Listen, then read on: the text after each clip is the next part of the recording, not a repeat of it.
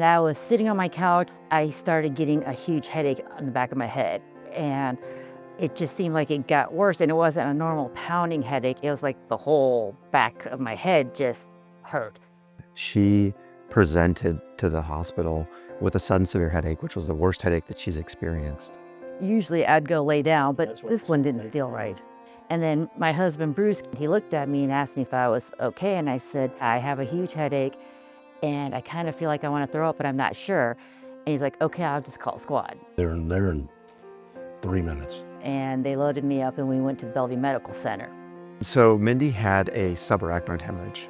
A subarachnoid hemorrhage is a hemorrhagic stroke, which is bleeding from a ruptured blood vessel in the brain, and that's from a weakened area called an aneurysm.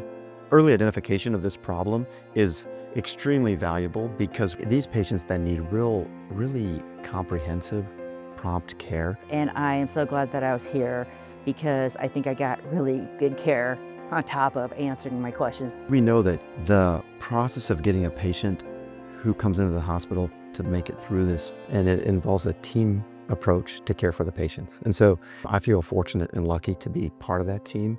That helped with just knowing that, okay, I'll be okay no matter what. It was unbelievable, the care that she received here, and I'm thankful that we were here. A third of patients leave the hospital with a deficit, and a third of patients can come out of the hospital in a reasonable shape.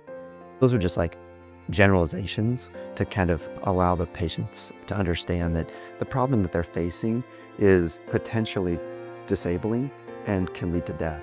And I made it, and they were shocked that I made it because it happened so fast. They were very happy that we knew to call the squad because it's not a normal symptom of having a stroke. If you're in that situation yourself, don't hesitate to call. It's not gonna hurt. If I would have left that day, she wouldn't be here. Plain and simple. She would have texted me and said, I got a headache, I'm taking a nap. And I would have come home an hour later and I'm blessed.